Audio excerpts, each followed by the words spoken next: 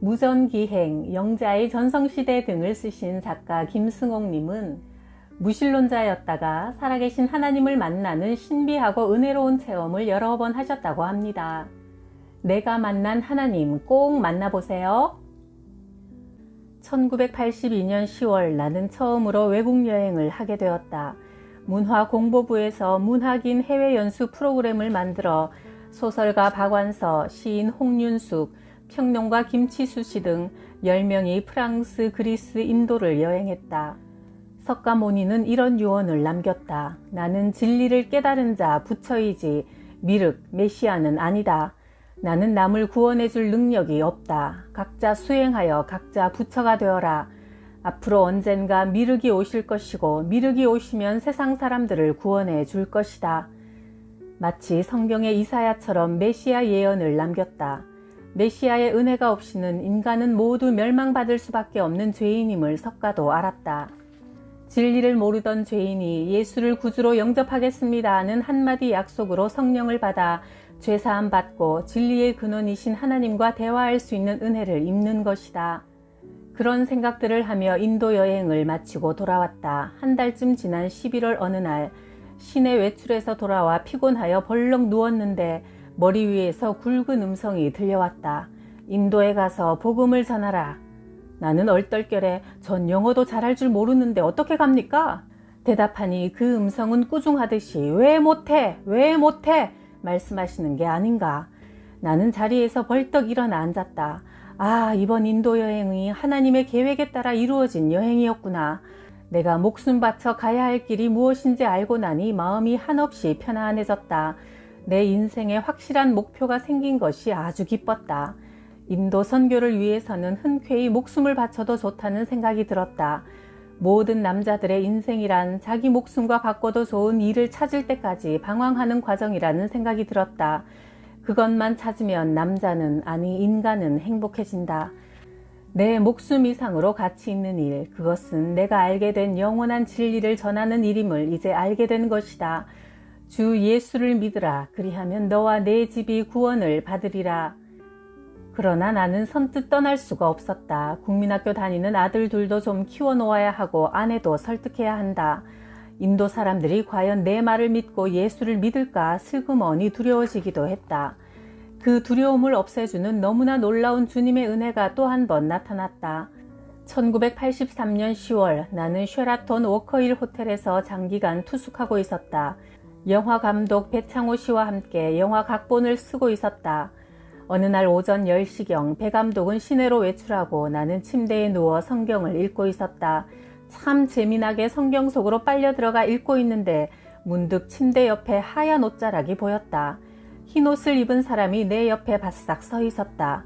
고개를 쳐들어 보니 대리석으로 빚은 듯 하얀 머리털, 하얀 얼굴, 하얀 수염을 기르신 분이 나를 지그시 내려다보고 서 계시는 게 아닌가. 예수님이구나. 오전 햇볕이 환히 들어오고 있는 호텔 방 안에서 예수님을 보다니. 베드로가 부활하신 예수님을 만났을 때 저는 죄인입니다 고백했던 마음이 실감되었다. 그 사랑과 위엄, 그 순결함 앞에서 나는 숨어야 할 죄인일 뿐이었다. 나는 더 이상 그 얼굴을 쳐다보고 있기 황송해서 반드시 바로 앉아 고개를 숙이고 말씀을 기다렸다.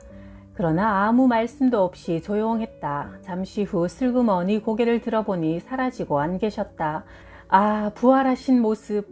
1m 80cm 정도의 키에 부드럽게 주름진 옷, 대리석처럼 희디흰 모습, 그토록 보고 싶었던 부활하신 예수님의 모습이었다.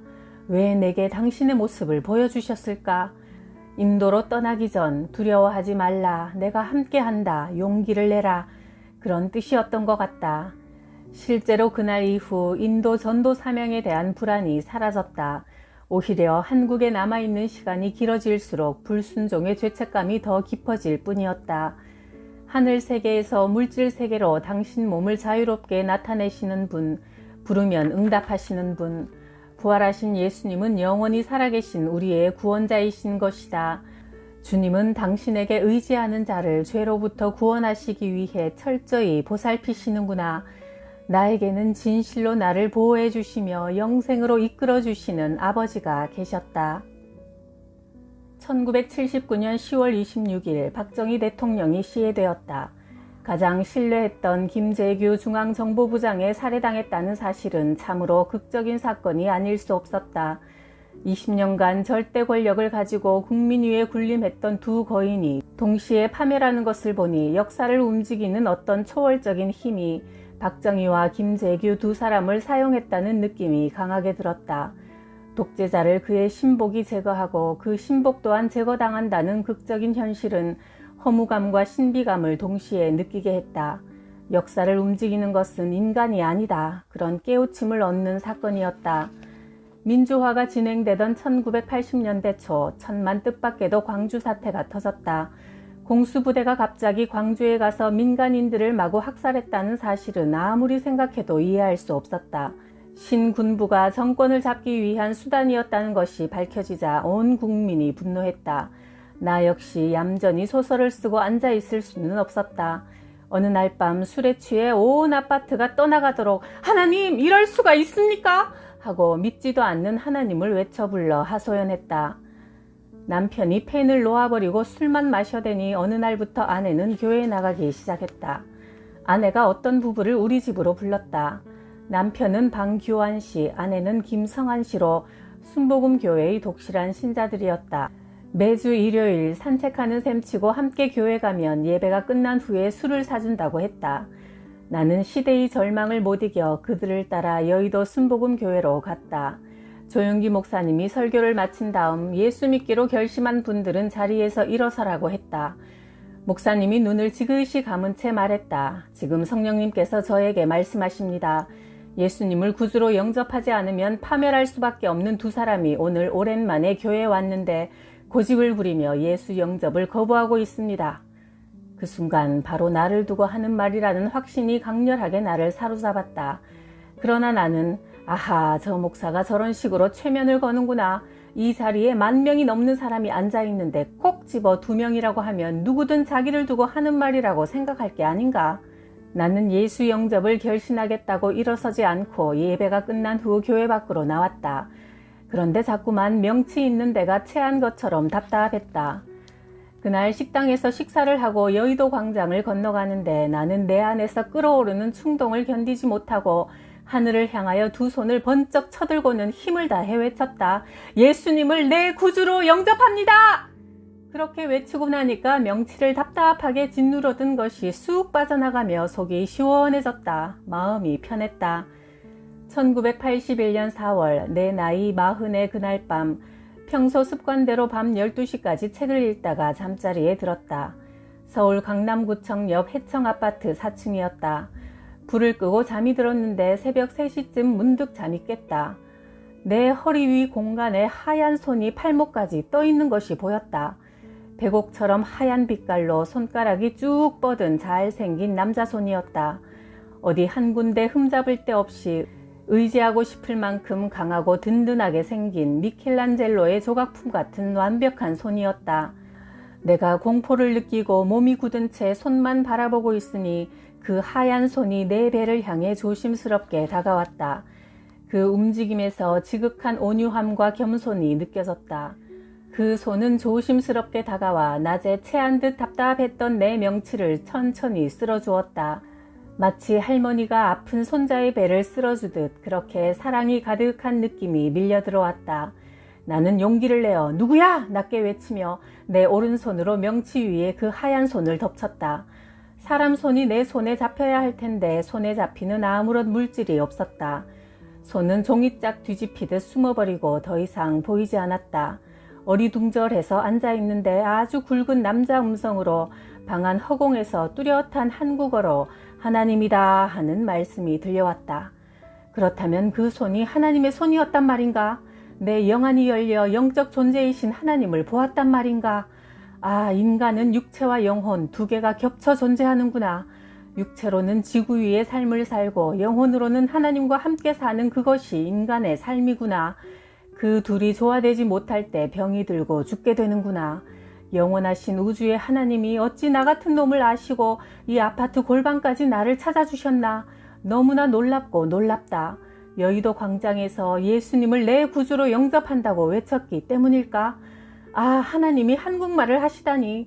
그 순간 고교생 때 성경을 읽고 나서 이스라엘 말을 쓰시는 하나님에 대한 의심으로 내가 무신론자가 돼버린 기억이 생생하게 떠올랐다.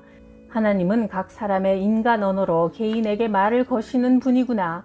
성경이 진실이었구나. 우주가 어떻게 시작되었는지, 인간이 어떻게 시작되어 이제까지 살아왔는지 성경의 가르침은 진리였구나. 수천 년 전 아브라함에게 말씀하시던 하나님, 모세에게 말씀하시던 하나님, 다윗에게 말씀하시던 하나님이 오늘 이 밤 나에게 말씀을 거시다니. 가정 문제, 직업 문제, 국가 문제 등에 대한 염려와 근심으로 살 희망을 잃어버리고 어찌할 바 모르는 나에게 살아갈 용기를 주시기 위해서 당신의 모습을 보여주셨구나. 인간의 삶을 모두 보고 계시는 하나님이 정말 계셨구나. 나를 다 아시고 사랑으로 개입하는 분이 계신다면 이젠 정말 두려울 게 없다. 내 눈에서 갑자기 눈물이 펑펑 쏟아지기 시작했다. 창밖에 날이 환히 새고 있었다. 이 사실을 또 한 번 체험한 것은 1984년 6월이었다. 당시 나는 건강시대라는 월간 잡지 주간일을 하고 있었는데 여성 문제로 심각한 유혹을 느끼고 있었다. 눈 한 번만 딱 감으면 바람을 피울 수 있는 강한 유혹이었다. 그런데 어느 날 오후 방 안에 누워있는데 아주 또렷한 말씀이 들려왔다. 광야에 나가서 40일 동안 금식하며 철저히 회개하라. 여호와의 명령이다.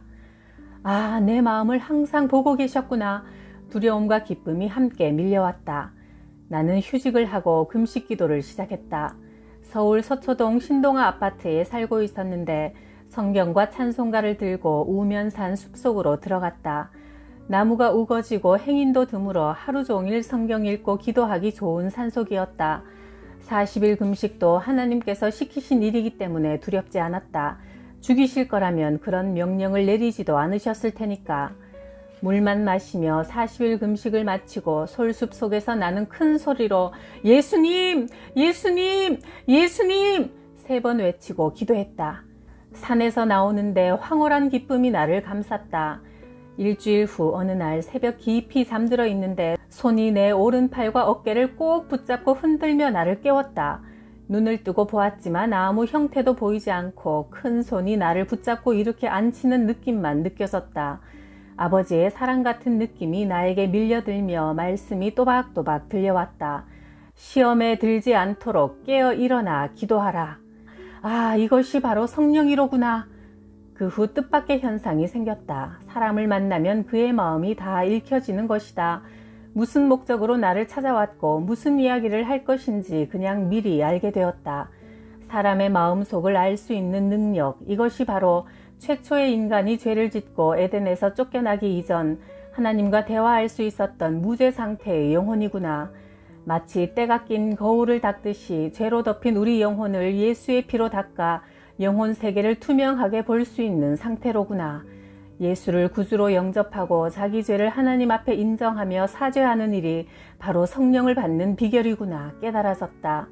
그해 12월 어느 날 아침 잠자리에서 일어나 막 아침 기도를 시작하려는데 내 영혼이 머리를 통해 몸 밖으로 빠르게 빠져나갔다. 마치 치약 튜브에서 치약이 빠져나가듯이 몸 밖을 벗어나자 새카만 어둠 속을 로켓처럼 빠른 속도로 날아갔다. 몸을 벗어버린 영혼은 오히려 더 초롱초롱하게 맑고 또렷했다. 이게 도대체 어떻게 된 노릇인가? 내가 몸을 빠져나오다니. 아이고, 이게 하늘 세계로 가는 길이구나. 세상에서 지은 죄 때문에 지옥 불길 속으로 들어가는 건 아닐까? 걱정과 공포심이 밀려드는 순간 내 영혼은 다시 빠른 속도로 내 몸속으로 돌아왔다. 이 체험으로 나는 인간의 영혼과 육체가 나누어지는 현상이 바로 죽음이라는 것을 실감했다.